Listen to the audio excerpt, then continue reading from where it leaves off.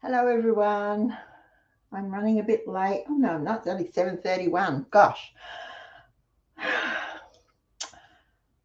Welcome to our channel. If you are new tonight, I'm Kath Armstrong, creator of the Cheapskates Club, where our goal is to live life debt-free, cashed up and laughing. Now, I usually say, even in these crazy times or even in this mixed up world or whatever, but I've been thinking about it, and I sort of think that I should start saying, especially in these crazy times, because that's what we try to do. We try to live life debt-free, cashed up, so that we can be stress-free and laughing, enjoying life. So I think I might change the way I say that a bit, give it a better twist. Uh-oh. Sorry, guys. I'm a bit flustered. I was getting set up, because you can see I'm in the kitchen, and I was getting set up, rearranging stuff, and then I went, didn't trot down the backyard and pick up what I wanted to show you. So there I am at 7:20 out in the backyard in the dark, because I couldn't figure out how to turn the torch on my phone, and nobody's here, with the scissors, fumbling around, hoping I didn't touch anything slimy or nothing ran over my fingers or whatever, while I got what I wanted to share with you tonight. I'll show you tonight. Then I had to come inside, and I looked down, and I don't know what I did while I was out there, but I was covered in, so I had to go and get changed. And in the meantime, the kettle had beeped, beep, beep, beep. So I knew the water was ready for my cup of tea. So I have my trusty cup of tea, my best Christmas present ever. I'm a bit flustered. I need to take a breath. But I made it. Not too late. Now, live chat is enabled tonight. If you'd like to join in the live chat, you just need to be logged into your YouTube or Gmail account. It's a YouTube thing, not a me thing. If you don't have either of those, you don't need to worry. You can ask your questions and leave your comments in the comment section below me. I try to read, or I do read, all the comments. I try to answer all the questions. If you have a question, perhaps a big Q and question all in capitals so it stands out, will help. Now, how are we going? 7:34. All right, just checking on time, because I've got a big list, guys, a big list tonight. So let's see. I'd love to know who's here and where you're from. Now, I know Estelle's here. I saw her. She was bright and early, 6:25. You're an hour and 5 minutes early, Estelle. Good nab on the milk, and well done with making the cottage cheese. It will make good yogurt too, or ricotta. You can do all sorts of things. I scored 3-litre bottles of milk for $2.47 last Wednesday. Didn't have a lot of, I have no freezer room, and I didn't have a lot of fridge room, but I did get 4. We used one as milk, and the others I've turned into yogurt and cottage cheese too, because it's really easy. Cottage cheese is the easiest cheese in the world to make. It's so simple. I did notice that Gavin Weber had a cottage cheese, a fancy, almost like the cream style cottage cheese that you buy in the tubs from the supermarket. That was his Ask the Cheese Man show on Sunday. It was really interesting. I actually enjoyed it. I really enjoyed it. I love watching Gavin's videos. Very knowledgeable man. Okay, hello Mary and Mrs. Dilligaff. Hello Kylie, Beverly, Sheena, Michelle, Sylvia, Tegan, Wild Woman. Hello Delaney, hope you're feeling well or feeling better. Aradia, Sandra, I need new glasses again. Rachel, hello Rachel, nice to see you over here. And Lynette,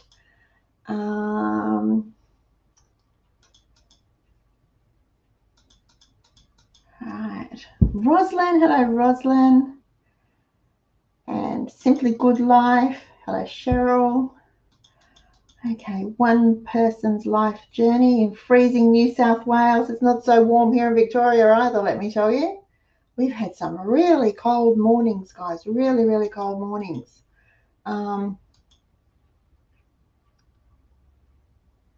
Let's show yogurt. Okay. Yogurt will freeze. Now,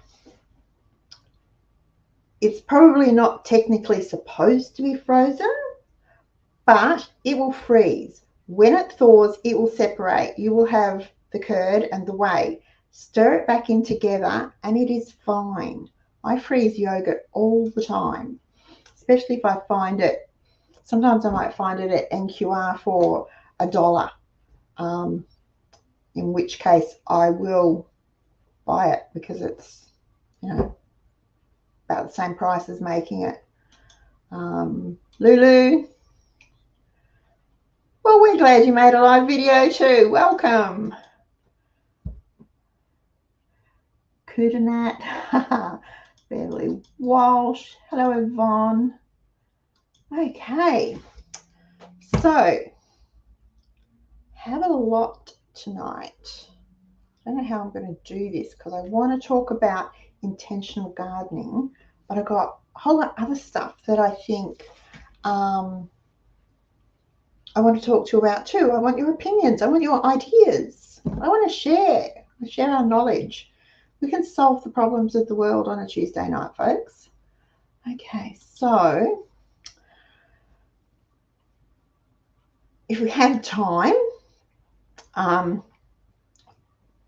I'd like to touch on going cashless. Oh, yeah, it's scarily closer than we think. And then there's the panic over rice, the panic over cocoa and sugar. What else? What else is I going to talk to you about? Grocery shortages. So yeah, we can solve the problems of the world. Anyway, last week in my puttering and pottering around the place, I was thinking about the spring garden. And of course, that led me down a rabbit hole of lots of garden ideas because, you know, oh, what can I plant for spring? It's all very exciting. And then what can I plant that will eat, that will preserve, that will do this and this and this? And all of that thinking led me to thinking about intentionally growing just what we eat. Now, for some of you, you're going to go, well, why wouldn't you? But every year for the last 7 or 8 years, I have expanded our garden. I've added 1 or 2 new beds every year or made existing beds bigger, brought in new pots, done something to expand the garden. And that means I've been with the space, I've gone, oh, I can grow something else. So I've tried new plants. Now, that's fine. Nothing goes to waste. Nothing goes to waste. We either eat it or I preserve it and we eat it, or I share it with family and friends. Nothing goes to waste. But this year, with all the, you know, the craziness, the weird things that we're seeing in supermarkets and greengrocers and farmers markets and the odd things that are happening in our own backyards, I want to expand the garden again. We don't have a lot of room. We do not have a big backyard. So I did go back to my garden plan and started looking at what I'd laid out. Now I have done a video on that, and that will be going up next week on the spring garden plan, where I go what's in each bed and what I've started and what I need to start for you. And I came to the conclusion that, you know, there were some things on that plan that I am not going to grow. I am just not going to grow because we don't eat a lot of it. we don't really like it. And so I, usually give it away. I have no problem with giving it away. I'm happy to share, but I'd rather grow something that's going to benefit us too. Now, you all know I don't grow kale. It might be superfood. It could be life-saving. I don't care. We don't like it, so I do not grow kale. That's an example. Other things I don't grow, carrots. I can't grow enough carrots to last us for a year. They take up too much garden real estate, so I don't grow carrots. I don't grow celery. When I can get celery for 75 cents to $1 a bunch, why grow it? I use about 12 to 15 bunches a year for soups and casseroles and things, and I either dehydrate it or throw it in a soup pack or a casserole pack and put it in the freezer. I don't have to worry about buying it when it's out of season. Celery takes up a lot of space. It is very slow to grow and takes a lot of water. So it's cheaper and easier for me to buy it. So I don't grow celery. But this year, I'm also not going to be growing lots of things. I'm not going to grow peas. I can't grow enough we get plenty to eat fresh. That's great. But I can't grow enough in the space I have, in the season that I have, to be able to preserve them for the coming year. So when I can get peas, cheaper frozen, and frozen's just as good as fresh nutritionally, sometimes it's even better, then that's what I will do. So I'm not going to grow peas. I probably won't grow beans either. Now, I always grow bush beans. I like bush beans. They're so prolific, and they're easy. Pop them in the bed, water them, feed them once a week, let them go, and as long as I keep picking, they keep supplying me with beans. So I probably will grow beans, but I have to decide how many to grow. So that'll be in the garden video too. What I came up with was just core products, core plants, vegetables that we eat all the time. Tomatoes, capsicums, eggplant, zucchini, cucumber, beetroot, radishes. I will put in some mini cabbages because I do quite well with those, and broccoli. That's what I'll be growing this spring and summer, probably into autumn, to see how we go with them, because they're the veggies that we use the most, or I build our meals around those veggies. So that's what I'm going to grow. But I want to increase the number of tomatoes. So I need a bed to do that. So I'm going to have to do some staggered planting, bedding, whatever, and some underplanting and so on. It should be fun. But I wanted it to be more intentional. I wanted it to be planned so that it actually works, so that I can know that what I'm growing is not only what we'll eat, but is enough for spring and summer and for the rest of the year. I want to have enough to be able to preserve it. So,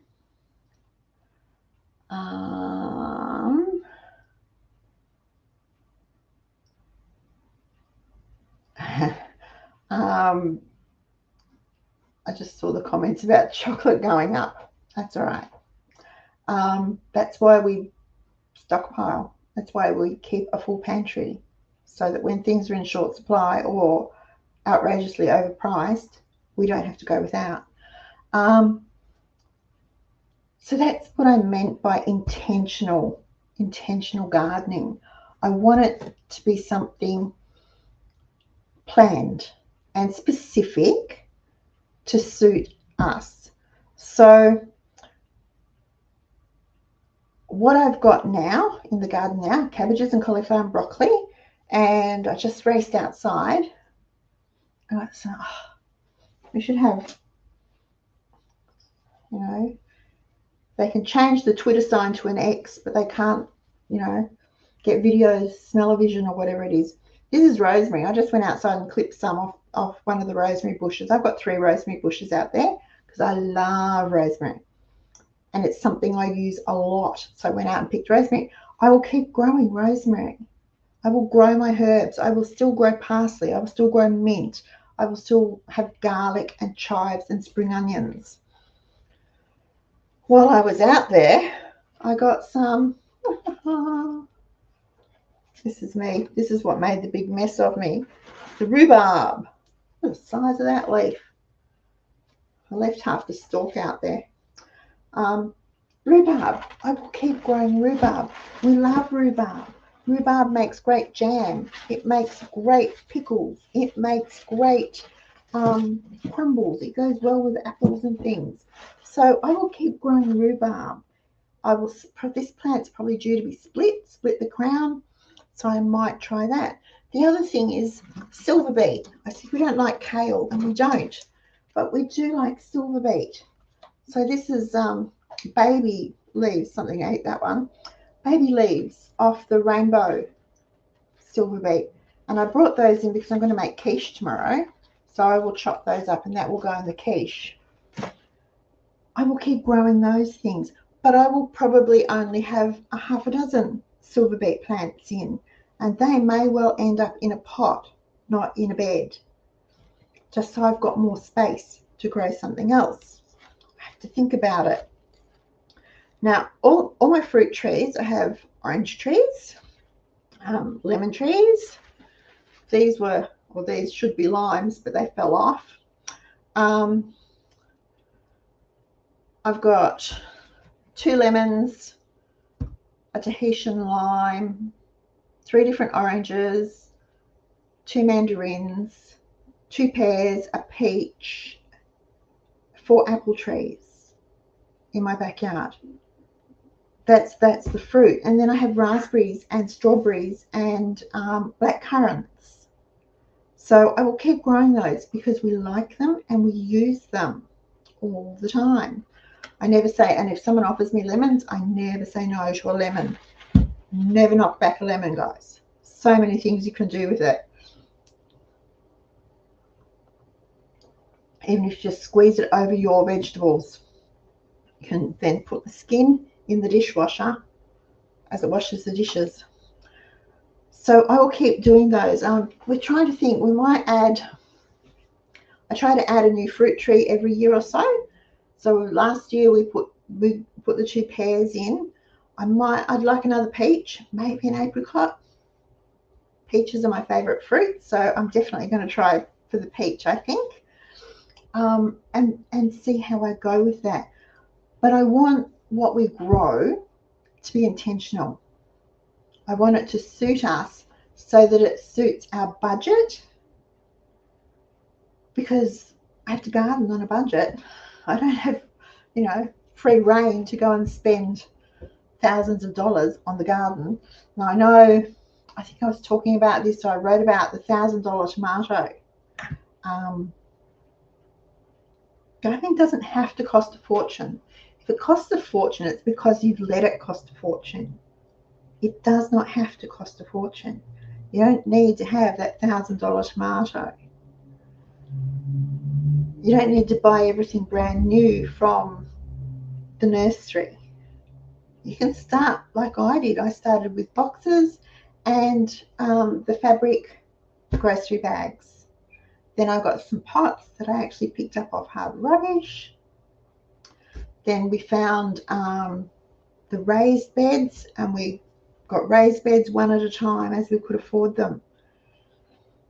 You don't need to start off with everything brand new from the nursery. So you can do it if you really want to, without it costing a fortune. Hello, Outback 6.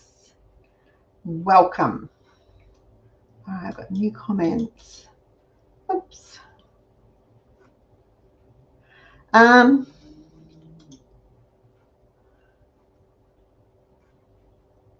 NQR, for Victorian viewers, NQR Stores has Cadbury chocolate on sale this week. So just the regular, well, they used to be 250 grams, and they're about 180 grams, 190 grams now, those blocks, that size block, on sale this week. What else did NQR have? Mainland butter for $10 a kilo, and Skippy peanut butter for $2 for the 460 ml jar, 460 gram jar, that regular jar of Skippy peanut butter. I don't mind Skippy peanut butter. I was a bit disappointed when I realized it wasn't the real Skippy peanut butter. Remember years ago, Sanitarium peanut butter was Skippy peanut butter. That's what I grew up on, Skippy peanut butter. So when people started talking about Skippy peanut butter, I thought the Sanitarium product had come back. I was a bit disappointed that it hadn't.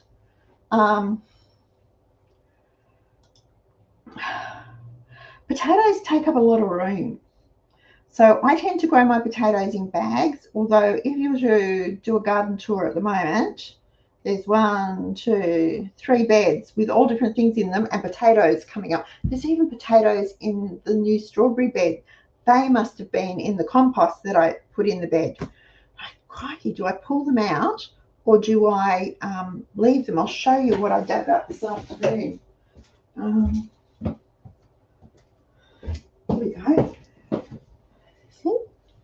Just quite by accident. I thought it was a weed and I pulled it and I went, oh, it's a potato. And sadly, it was already off, or I would have just shoved it back under the ground and let it grow some more. I don't mind growing potatoes. They're pretty easy. They're sort of mindless. But again, they're one of those things that take up a lot of space. They're very slow in terms of, you know, getting a return on your investment. And it's really hard to grow enough for us in the space we have. So I do grow some, but they're more a treat thing than anything else. I don't rely on what we grow. I can get potatoes for 80 cents a kilo on sale from Big Watermelon. When they're about that price, I will buy 20, 25 kilos and bottle them, can them. Some I can in cubes, some I can in wedges. When we were away earlier this month, those canned potatoes, so good. I drained them, I dried them, and I did exactly what I do here at home. I put them in a bowl and I sprinkled a little oil over them and some garlic and some smoky paprika and tossed them all up, and then I just cooked them, browned them in the pan. Because they're already cooked, all they had to do was crisp up. Canned potatoes, really handy to have. I don't mind them for potato salad. When I was younger, when I was a little girl, Mum used to buy Heinz potato salad in a can. And it sort of reminds me of that. The canned potatoes sort of remind me of the Heinz potato salad in the can. I don't mind them. Wayne's not too keen on it, but he's not a fan of potato salad at the best of times. He'll eat it because it's on his plate, but it's not his favourite thing. So maybe there will be some potatoes in there. Sweet potatoes, I don't have much luck with sweet potato. Sweet potato and chocos, I don't have much luck with those. I might try pumpkins again this year. It's been a couple of years since I grew pumpkins, so I might try pumpkins again this year. We sort of cleared off a spot down the west side of the house that might work for them, and they can just ramble, which will be fine. I'll have to think about it though. I'm not really sure. But of course, everything we can grow ourselves is money we keep in our budget. And I was watching, I think it was 7 News was on tonight while I was fluffing around, and they were talking about, you know, how inflation is hitting people, and how there was a gym on, and the woman that owned the gym was saying, well, you know, it's even hitting her because people are dropping their gym membership because their mortgage has gone up and their grocery bill's gone up, their fuel bill's gone up, their medicines have gone up, everything's gone up. So they've dropped their gym membership. And she said, you might think, well, that's really clever of them, but that means that her income has gone down. So then she's struggling to pay the rent on the gym and her mortgage and all those things too. So it's a very vicious circle. So the more we can be self-reliant and get away from the supermarkets, be less reliant on shops to supply what we need, even what we want, the better off we're going to be.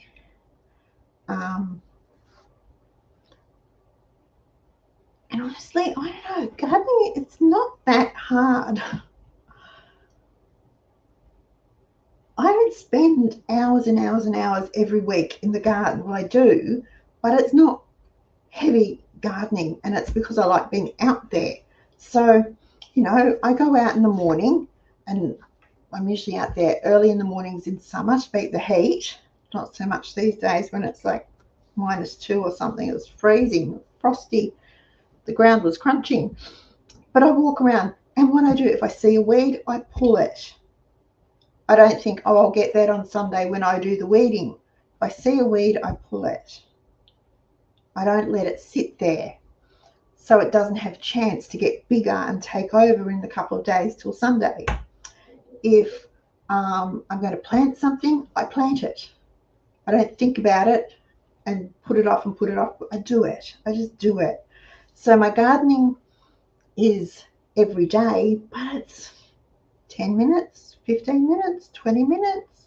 If it's a really nice day, I will be out there for hours just because I like being out there, pottering and puttering and whatever, hunting for worms or whatever. But it doesn't take a lot of time. It doesn't take a lot of time. So even when the kids were little and I was working and running around and doing all sorts of things, I was still able to enjoy the garden. So, wow. Mine's been really slow, Tegan. Hey, that's been in for weeks, and I'm thinking it's not getting very big. It's not getting very big. And it's in a great spot, so it should be 10 times the size it is. But the rhubarb is enormous. The rhubarb is enormous, and I don't know why. It's the best it's ever been.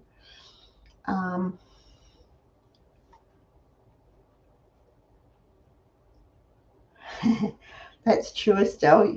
Pros and cons of potatoes. I stuck the plants in the, okay, here we go.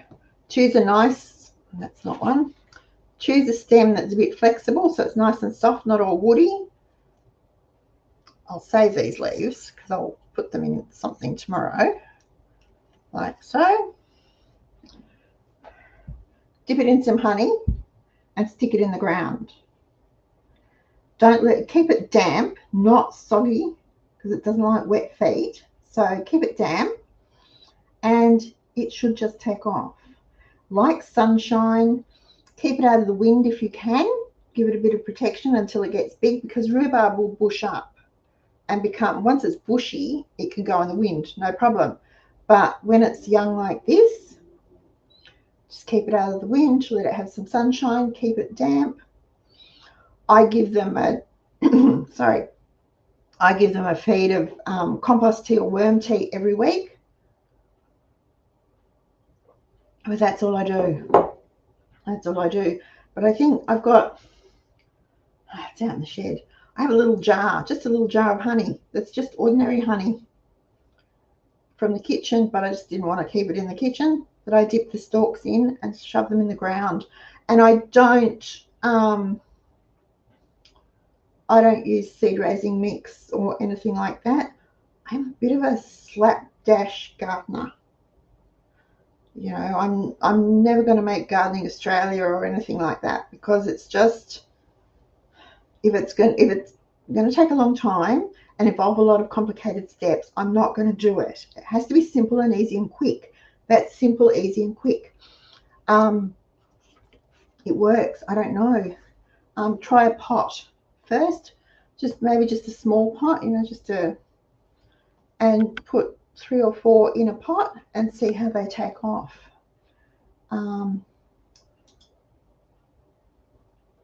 Thank you. The rhubarb. It's just gorgeous. Look at the size of it. Nice thick stems. That's what we like. This will be pickles. This is going to be turned into pickles tomorrow. Rhubarb pickles. Because we do like rhubarb. Yeah, exactly. Rosemary is very hardy. It's a Mediterranean herb, so it's used to long dry spells. It likes heat. It's a bit like the parsley and the mint round the gully trap. You just put it there and let it grow. It's easy as. Okay.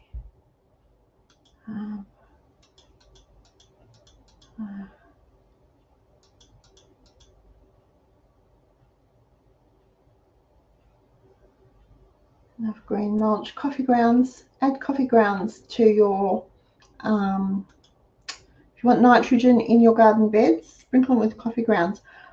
But it needs, your garden needs nitrogen, but don't go overboard, because you can actually poison your plants if you use too much. So yeah.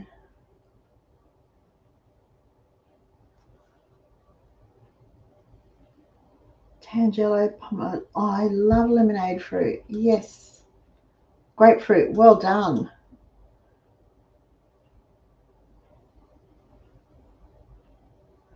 Dragon fruit.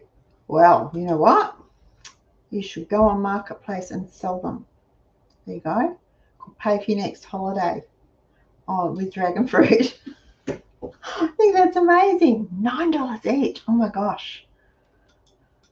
I don't even, if anything's more than $2, I don't even see it. I just walk past it. Okay. Strawberries. Keep them watered. Protect them from the sun and keep them weeded. Give them space so that they can send out their runners. And when they start to form fruit, I like to lift the little strawberries up and sit them on a leaf so that they're not dangling in the dirt. And that way the slaters and earwigs and ants and whatever tend to not nibble at them. So if I go out and I'm checking the strawberry beds, there's little strawberries there, I just gently pick them up, put the little thing up and sit it on a leaf. My strawberries get neglected. I don't do anything special with them. They get fed once a week with everything else, but that's just the standard whole garden feed once a week. So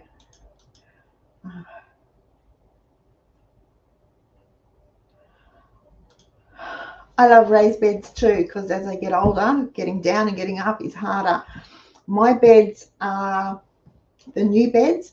The original raised beds we had were timber, and I linseeded them. I think that's what it was, linseed oil them, and then lined just the sides with 2 layers of really heavy, really heavy black plastic, and we stapled it up and over the outside edge to form a border just to protect the timber. And I had those for, must have been close to 15 years. We had those beds before they started to, every year I would very faithfully brush the outsides with oil before they started to just break down. And so a couple of years ago we bought, I started replacing them with metal beds, which were actually cheaper than the wooden ones. I would have preferred wooden, but the metal ones were cheaper. But I actually got them taller. So I think they're 80 high, so that I'm not bending at all.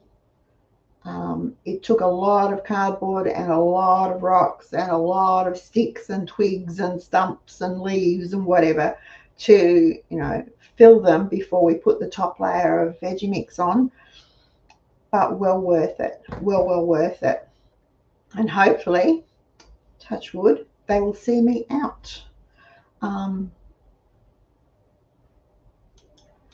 I actually got them so that I got a short one, so they're all the same width, so they're all 80 deep, 80 centimeters deep, 800 deep, but some are, I've got some 900 and some 1800. So I go 900, 1800, 900, 1800, 900, 1800, and I've got them in a sort of an L shape around the border of the backyard. And they fit in nicely. I haven't got them budding up. We left a gap between them wide enough to get the snipper whipper in, and we've put down, I put down sand. I squirted all the grass with vinegar, put down sand, and then put down this weed mat stuff that we had from our last garden that's quite thick and heavy, to put the weeds down, and then put rocks on them just to break it up a bit, so there's not just, oh, I don't know. In my mind, it looked really good. But I like my raised beds too. The older I am, or the older I get, the happier I am with them.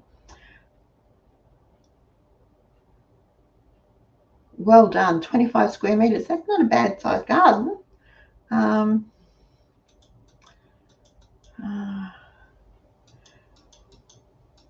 Skippy peanut butter. It's really nice, isn't it? Wayne loves peanut butter. Absolutely loves it. And I always have a lot of peanut butter because he would go through a jar a fortnight. And he just loves it. He just loves it. And it's a good source of protein. It's a good source of oil. It's a good source of all sorts of things. It is a fat, so you do have to watch it, but it's really good. You don't need to be fancy, Estelle, to get your garden going. Grapes, kiwi, passion fruit, oranges, pears, nectarines, peacherine, mulberry, nashi pear, locusts. I love locusts. Oh my gosh, what an old-fashioned fruit. You don't see it around anymore, do you? I absolutely love locusts. Figs, love figs. Apricot, blackberry, raspberries. We all have our own little orchards. We're working to become self-sufficient.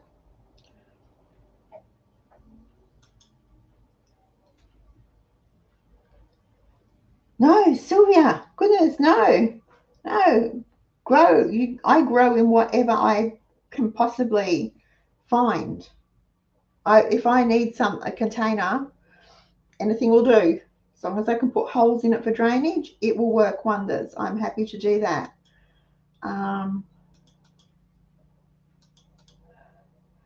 Start them in pots, Estelle. Get little ones. Hannah's got, Hannah has, but they're at my house. Hannah has little, they're about, probably, I don't know, maybe 10, 12 centimeters high. They're now up a bit. Just little ones that she got. And I'm sure she only paid like $1 each for them on clearance at the nursery. And we just put them in pots, and as they get bigger, as they, grow, we will transplant them into her backyard.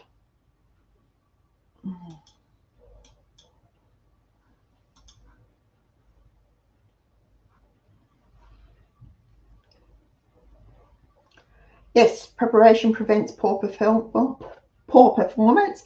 Preparation prevents starvation. How's that? Something we think about.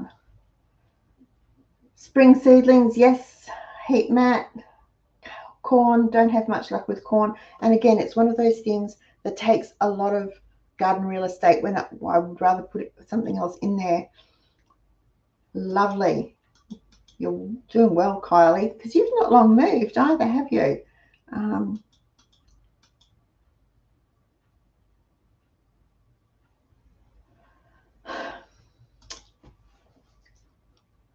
Well, my lot think they don't like turnip either, and they don't like parsnip, and they don't like swede. But when it's grated or steamed and mashed and mixed with something else, something that's got a slightly stronger flavour than it, often with those root vegetables, especially if they're bigger, the flavour is stronger, and so a lot of people don't like it. I love carrots, parsnip, turnip, beetroots, radishes, potatoes, anything that grows underground. Yeah.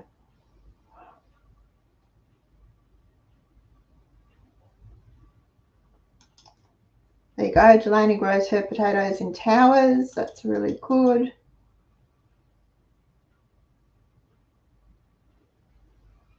There's never enough space. Never enough space. All I can say is there is never enough space in the garden. We always need more. So I always want more. That sounds wonderful. I keep looking, I keep seeing it pops up on Facebook and on YouTube when I'm watching a video or something. It'll pop up. And what are they called? Those plant towers on wheels.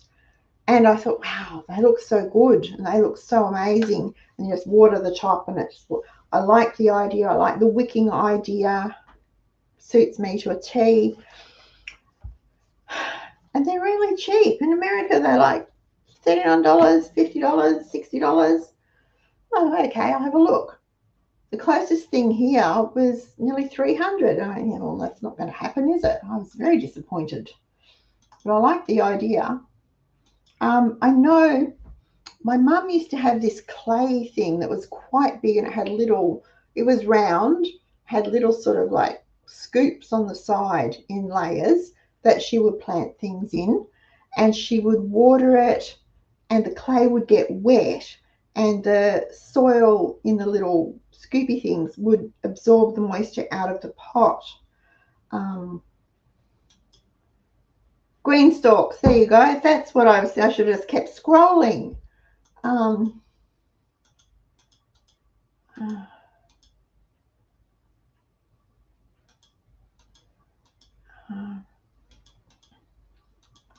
Okay, now, all right. Wow, I'm way behind. Sorry, guys. Let me catch up.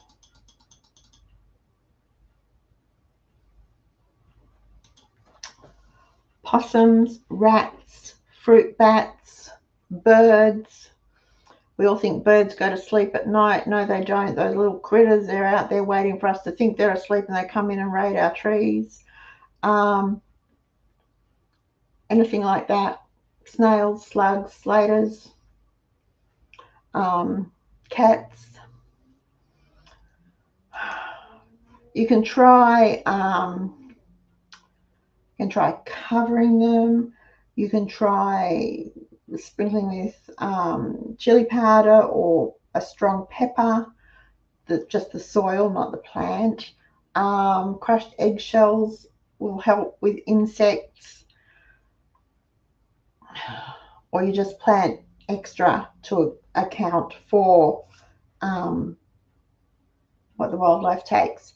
I found I had great success with, earlier this year, I was complaining about the same thing, and I had great success with a solar light that I stuck in one end down here, and it shines all the way up, and it stopped the possum in his little beady-eyed tracks. And I haven't lost anything to possums or bats since.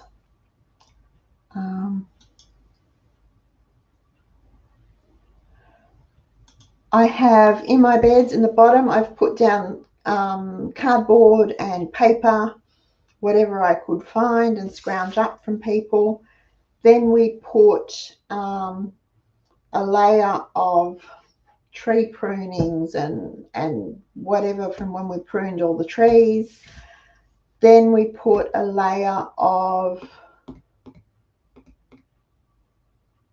sand because we had sand to get rid of, so a thin layer of sand. Then we put the straw in. Now, because it was all up and downy and bumpy, and we didn't want it to shrink and draw in the beds, and it still has somewhat, we broke the straw bales up and pushed it down into the gaps and then put the soil on top.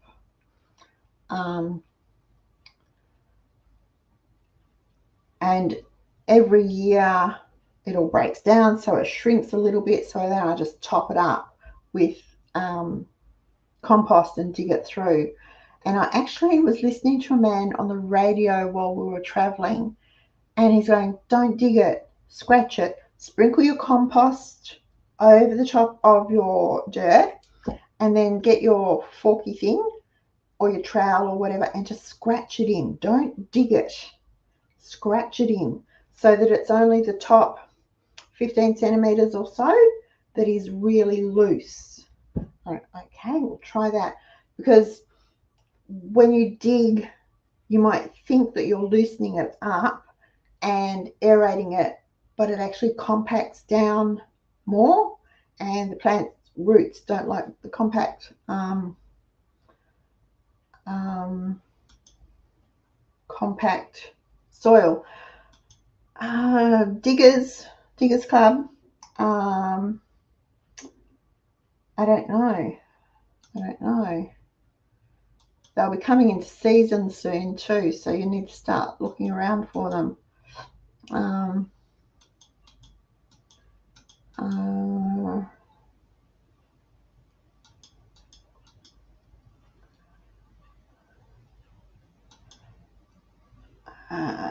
Grew potatoes in large plastic buckets so you can move them around. Yes, buckets and pots are, and boxes, bags, anything that you can move.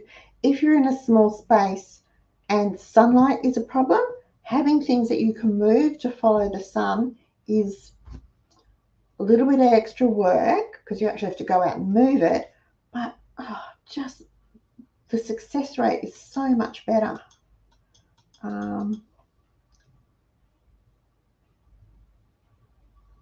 Okay. I'll have to keep an eye out and see. I might keep. There's a few hard rubbish piles around with pots at the moment, so I might go for a walk tomorrow and see if I can find one. I don't know what happened to Mum's. My brother might have it. I don't know.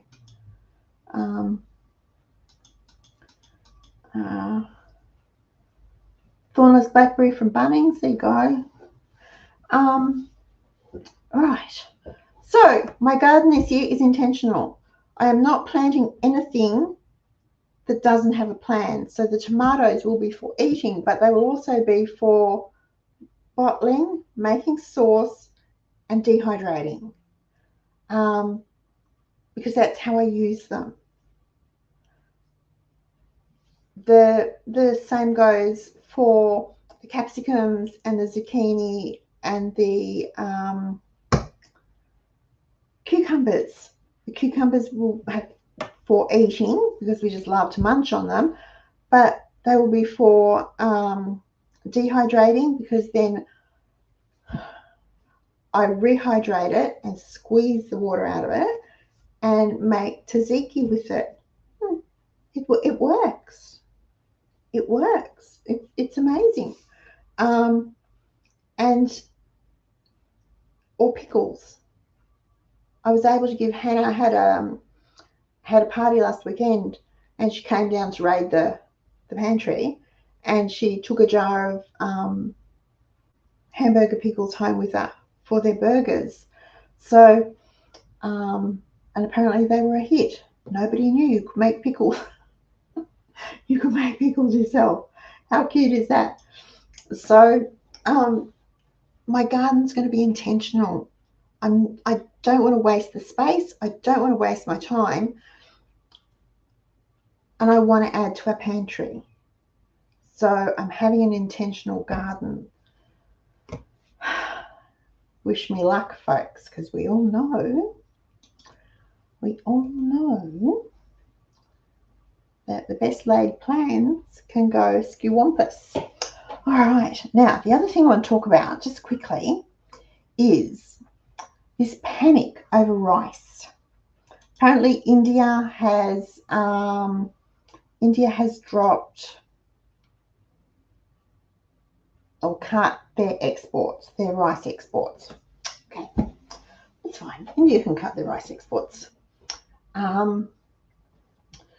If anyone was in Victoria this week and was lucky enough to get any of the rice at NQR, 2 kilos for $1, that was a deal and a half. I was able to get 4 packets. That was all they had left, 4 packets. The lady said they put it out, it disappeared. They put it out, it disappeared. It was gone. And I went, well, when it's $5 a kilo and you've got 2 kilos for hello. So that was pretty cheap. So I was able to get some of that. Rice is on our Forever Foods list. So it will keep. You can have a stockpile of rice. And even if you only use rice, a kilo of rice a year, if you've got a 5 kilo packet, it's not going to go off. You can keep it. It's on the Forever Foods list. So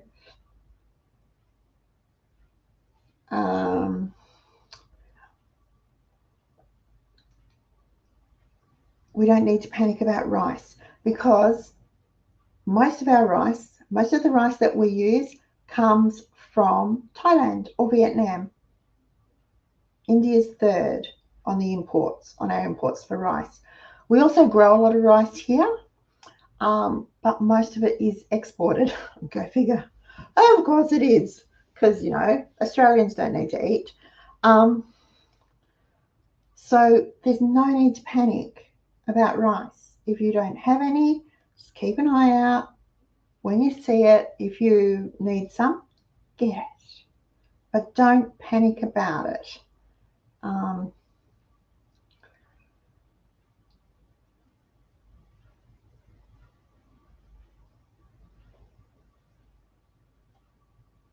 Yeah, it's really expensive. Rice used to be, I went back through my price book. I used to be able to get 5 kilos for $5. That was the regular price. 5 kilos for $5. Then it actually dropped in price for good 2 or 3 years. It dropped in price. Then it went back up to $5 kilo, $1 a kilo. Then it snuck up to $1.10 a kilo. And this is just your generic rice, your store brand rice. It's not, some white or whatever. And then all of a sudden it went up to $2 a kilo, $2.50 a kilo. Now I'm like, hello, some rice, $5 a kilo. That is just ridiculous. Now I know a little rice goes a long way, but that is just ridiculous. That much rice. Now someone asked a question. Hannah does some, but as it's only her, so she's a one-person household. So most of the time, she raids my pantry. That's okay, because she'll come down with ingredients to replace whatever she's taken, so I don't mind. She's quite capable. She does some dehydrating. She vacuum seals stuff for her freezer. She's not as keen on canning, but I expect that will come as she gets a family. That will come as she gets a family, or as she gets older and her way of life changes, because our lives change all the time, don't they? So, all right. Costco is well stocked. Thanks, Kylie. And freeze rice. Yep. Freeze rice in the freezer so that you kill any buggies in it. All right. Now, the other thing was I was lying in bed listening to the radio, as I do, and it was really early in the morning, and it was a fellow from ComSec, and his name was David something, and I went, I'll remember that. I won't need to write it down. Of course not. I'll remember it. Well, I remember it's David. I remember it's from ComSec, and he was talking about cashless society, because the amount of cash in circulation in Australia at the moment, it's actually fallen. There's not as much cash in circulation. And it's not because it's being destroyed. It's just not being circulated. So this fellow was saying that he thinks, a Reserve Bank sort of says, but he thinks people are stockpiling cash. That's fair enough.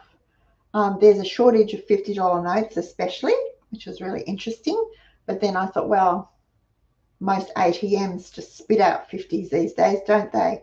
So, you know, people go to the ATM to withdraw some cash, comes out in 50s, that's what they're going to hoard or save. So, yeah, it's fallen by quite a bit. Now, I had it somewhere. Let me see. Bother. Where did I put it? It was something like $1 billion has just disappeared out of circulation. So it's fallen for the first time during the pandemic, which I really was quite surprised. During the pandemic, when everyone's going, no, have to swipe your card, cash is dirty, no cash. Actually, there was the most cash in circulation ever was during the pandemic. So that was pretty interesting too. But what he was saying was, we don't need to worry about there not being enough cash. But this lack of cash in circulation has shifted the timeline for Australia becoming a completely cashless society from 17 years, so 2040, back to 2030. Oh, wow, that's only 7 years away, 6.5 years away. And they are thinking that we will be totally cashless by then. And then you've got the government. Our federal government has said, do not panic. We will never be totally cashless. There will always be currency in circulation, and it will always be legal tender. They don't say it will always be easy to use and people will accept it. So it's going to be interesting. All this to say, I'm not suggesting that you hoard cash at all.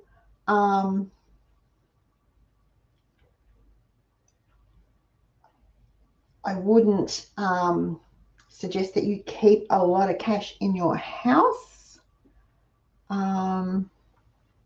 But I always recommend a cash budget. Always. And there was a thing popped up on one of the groups today about, you know, this family's budgeting, but the kids break the budget because they always want things, and when they go shopping they want things, or they always need something, whatever. And it had me thinking back to when our kids were little and I only had cash. I still use cash. And I would go once a week and get my housekeeping money out and divide it up. So I have the, you know, the grocery money, the milk money, the medicine money, the petrol money, the playgroup fees, church offerings, whatever. And it all went in the envelopes because I used envelopes, and that was it. And the kids we might be out and the kids would say, could we have something? And if I couldn't afford it, if something I couldn't afford, I would say, no, I don't have the money for that. And a couple of times when they were 4, 5, 6, they'd go, but there's money in your purse. So I would open my purse and I'd say, but that's the grocery money. If we spend that, we won't have food. That's the petrol money. If we spend that on this, we won't be able to drive the car. We will have to walk to school and walk to the shops and walk to church and whatever. And I would explain to them that the money, yes, there was money in Mummy's purse, but it was for other things that they needed. And most of the time they went, okay. A couple of times there was a few grumbles and hissy fit type things happening because they were kids. My kids were good, but they weren't saints. But it was an easy way for me to not feel guilty about saying no all the time. No, Mummy doesn't have money for that. The money in my purse is for the bread and milk or the baby's medicine or whatever. And I thought lots of people don't teach their kids that anymore. And lots of kids don't know cash anymore either. So it was really interesting that that question popped up, and I was thinking, we need to go back to teaching little people about cash too.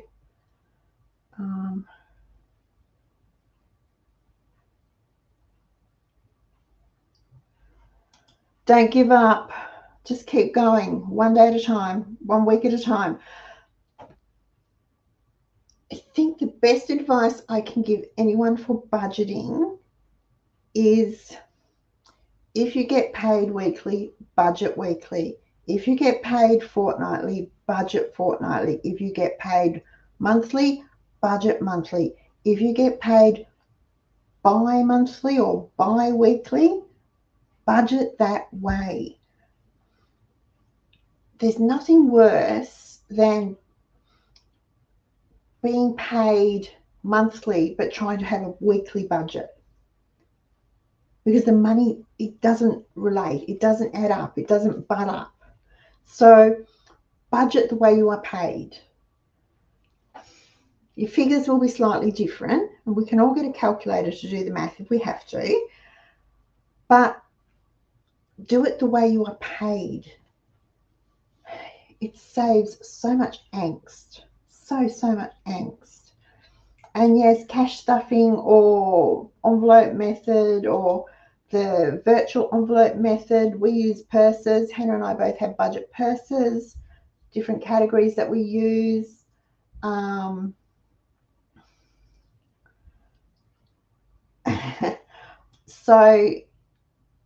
But cash budget, just go cash. It's easier. So much easier.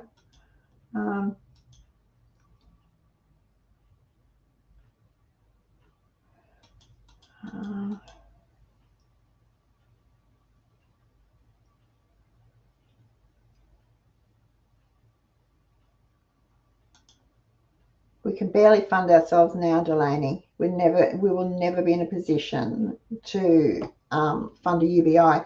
I struggle with this. In principle, I suppose I like the idea, but it is not practical. It's just not practical. Communism failed for a reason.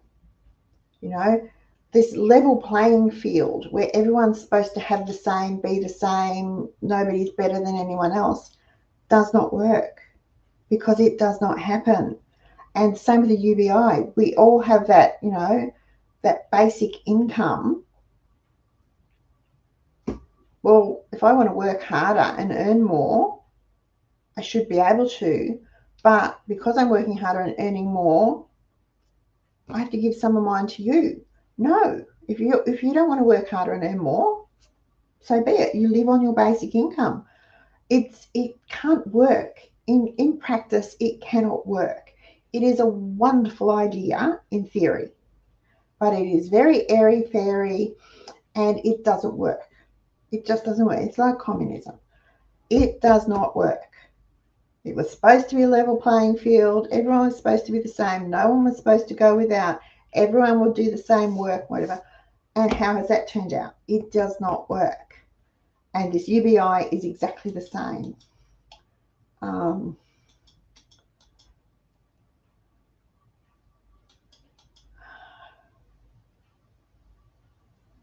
Kids breaking the budget is a parenting problem? Yes. Yes, it is. I think you have to say no. You have to learn to say no. You're the mother or the father. You're the parent. You're not their best friend. You're not their best friend. You're their parent. It's up to the adult to adult and to teach little people how to be adults. Anyway, don't get me started.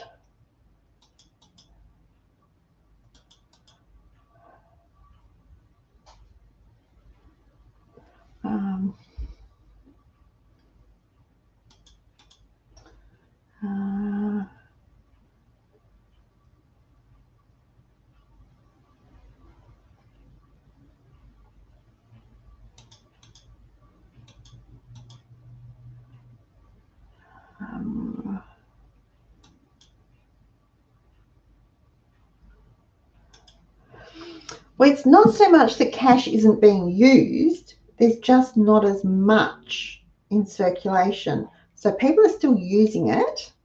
It's just they're stashing more in the freezer or in the hide a rock or under the mattress or whatever.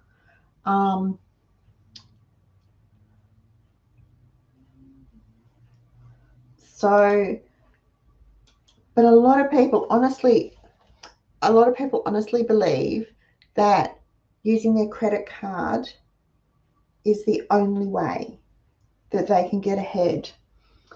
That, you know, they'll get the benefits, the bonus points or whatever. They actually don't realize that they're paying for those things. They're paying a premium for those things. It's a bit like the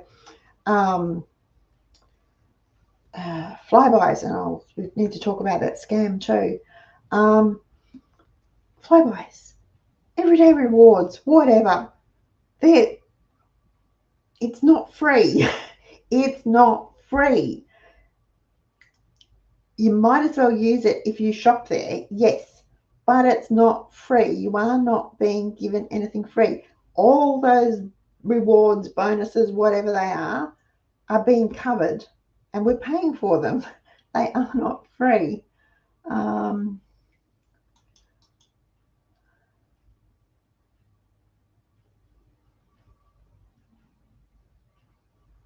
Well done, Kylie.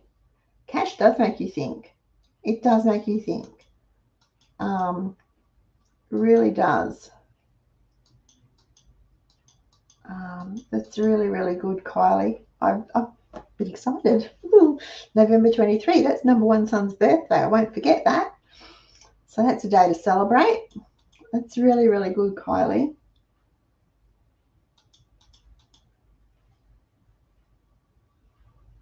No, a UBI wouldn't work with one world government either. No, because, well, and this is, I see this as the problem. We could have one world government, and we are one world, but within that world, we are so many nations. Now, the European Union doesn't work. It is failing. It is not working. Did Europe work before? I don't know. Some say yes, some say no. But as it stands at the moment, it's not working. It's causing chaos. And that's just like one little portion of the world. If we had one world government, it will still be the government and then the masses. will be stuck on the UBI. They'll be living the high life. They won't be having to rug up and turn the lights off and have no heating. They won't be worried about catching every drop of rainwater because they can't afford to put water in their house. They won't be worried about paying, $5 a litre for fuel because they'll be jetting around the world in their jets. It won't work. It'll still be an uneven society. We can't have an even society. We just can't.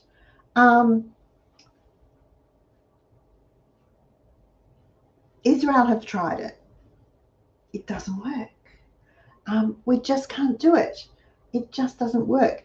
And in terms of, you will own nothing and like it, well, why? Why would I work to own nothing? That doesn't make sense because we will still be expected to work. So it doesn't make sense. It's a really weird thing. I don't know. Well, look, that's my opinion. Someone else might know better.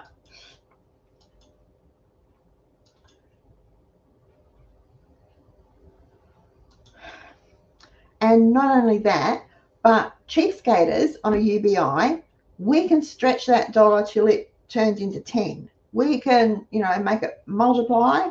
We can stretch it. We can live well on that. Whereas someone who doesn't want to do what we do won't. And so the inequality will still be there. And they will be whinging and whining because we are better off than they are. Only because we're smarter and work harder. And yes, I said we're smarter than the dummies that are too lazy to get up their patootsies and do something. We are smarter than that.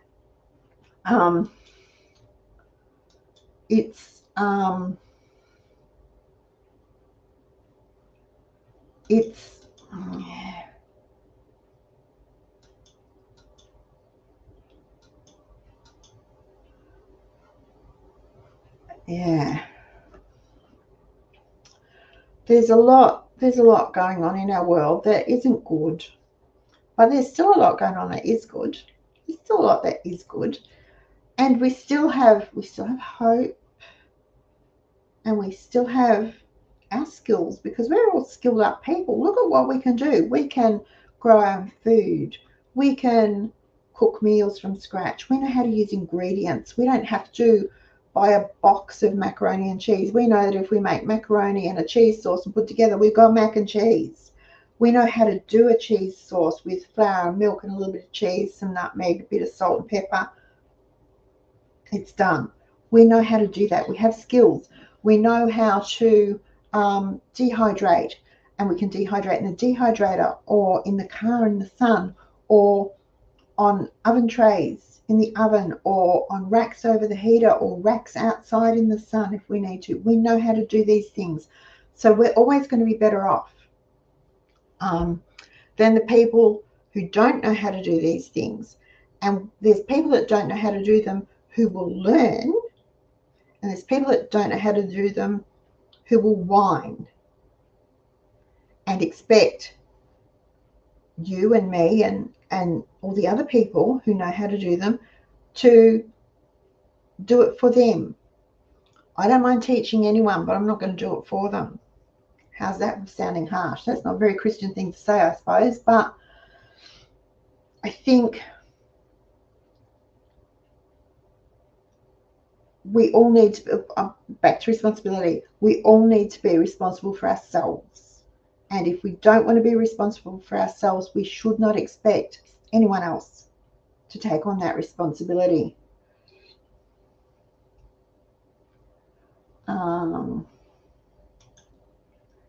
Yep. Now, on that note, come back again to security. There was a thing on, I might even have it here on my little trusty phone. I think I deleted them. There's a scam at the moment for your rewards, for your flybys, your everyday rewards, some other rewards, whatever, where they actually send you a text message that says, oh, I deleted it, you know, your Flybuys points, however many it is, you know, 75,392 is going to expire immediately. You need to click this link, and don't do it. Don't do it. Don't do it, because it's a scam. Flybuys won't send you a link that says that. At the most, they'll send you an email that you can open in your browser, and don't click a link in it. If you think it's suspicious, don't click a link in it. Open another window and type in the address flybuys.com.au or whatever it is, or Everyday Reward, whatever it is. Type in the address and go that way. Don't click the link in the email. It was something like, so far this year, close to $287 million has been scammed from Australians in not quite 7 months. $287 million that they've lost. It's gone. They're not going to get it back. And that's because banks don't have to give it back. And technically, if you click the link in the email and give the people your details, it is your responsibility, not the bank's. Now, some banks will go, hang on a minute, that's a weird transaction, and flag it and contact you. They'll stop it, they'll halt the transaction and contact you so that you can confirm or deny it.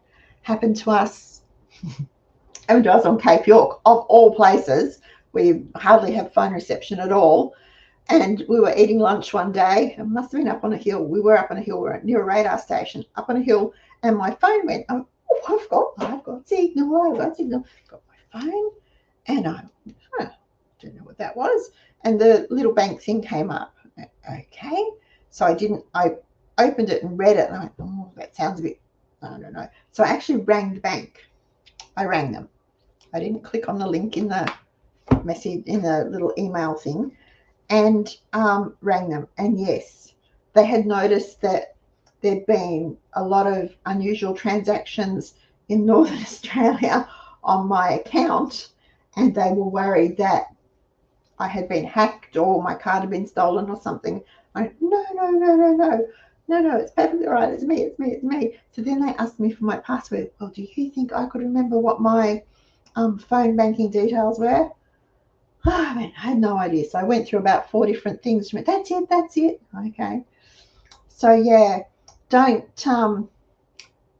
click on anything. If you get something that says your points are about to expire, go to the real deal and check. Check your statement, whatever. So that is one thing. The other thing, I think that might be it. I've gone on long enough. Gosh, it's nearly 9 o'clock. Okay, sorry guys. Oh no, this. I want to talk about this.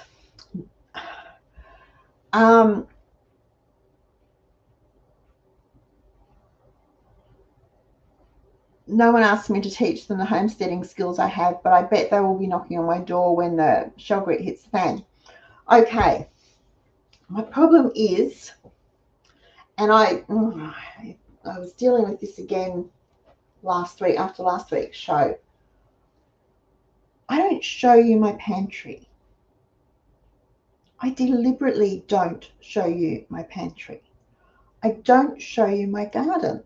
I deliberately don't share my garden. It is not safe.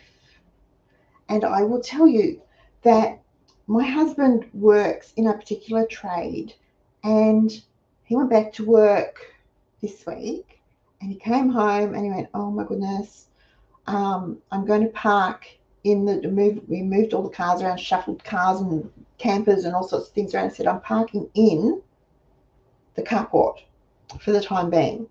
Why is my car sitting out when the work van's not?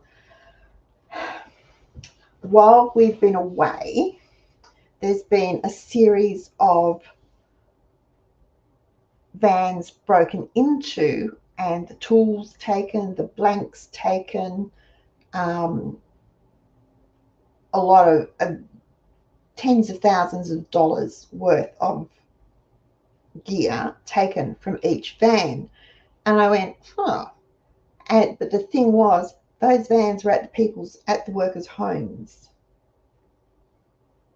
So that means that for someone or a group of someone's has been watching these particular businesses and following their workers home, because otherwise how would they know where they lived?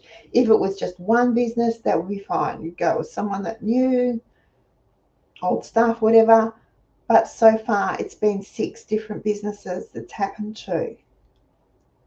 Someone is following them, deliberately targeting them and following them and taking them home and stealing, breaking into their vans in the middle of the night and cleaning out the tools and cleaning out the blanks and cleaning out the machinery, the computers, taking the lot. So security, and I know that has nothing to do with YouTube, but security is really, we need to be more conscious of it. In this world, we need to be more conscious of it. And not so much inside our house, but if I was to show you things outside our house, you can do the Google Earth trick and find it. I have nothing to hide. I have nothing to hide. One lovely lady did call me a fake. I have nothing to hide. But keeping my family safe is really important to me.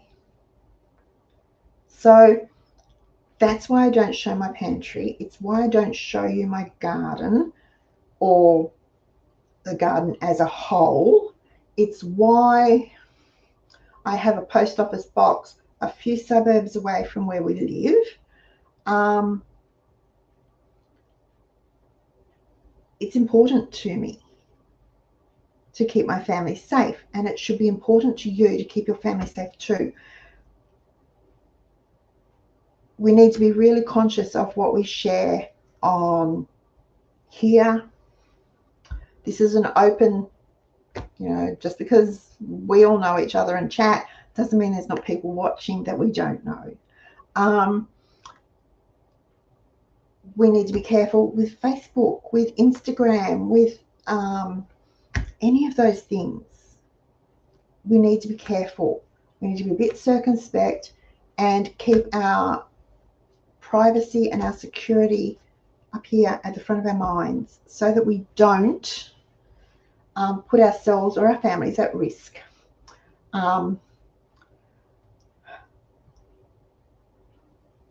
And that is to say that for a Simply Good Life, don't share. Don't share what you have. Don't share. You can say, oh, I know how to grow carrot from seed, but don't show them that you've got, 10, 20 meter rows of carrots in the ground. Don't do it. And it sounds selfish, and it's not. Because if someone knocked on my door and was hungry, I would feed them. If someone knocked on my door and needed clothes, I got clothes in the wardrobe, I'll give them clothes. If they need a bed, I've got a spare bed. If they need help, they will get help. But I'm still keeping our preps, for want of a better word, private. Not secret, but private. We need to be more conscious of that.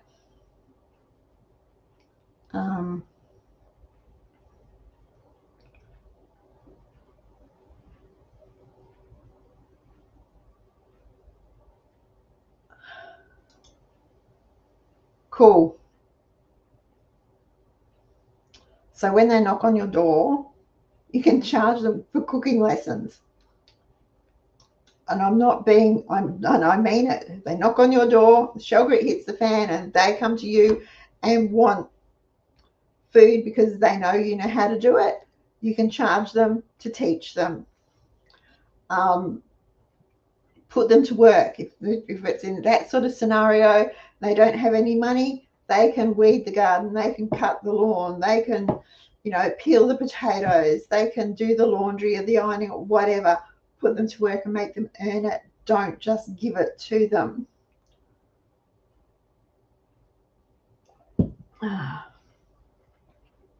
Put them to work. But I wouldn't turn anyone away.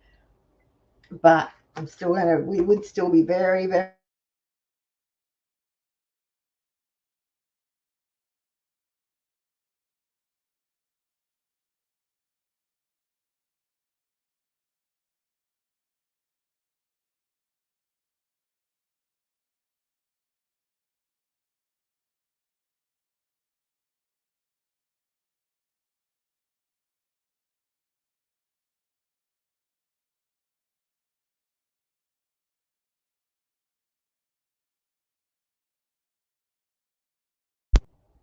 Is that better? Can you hear me now?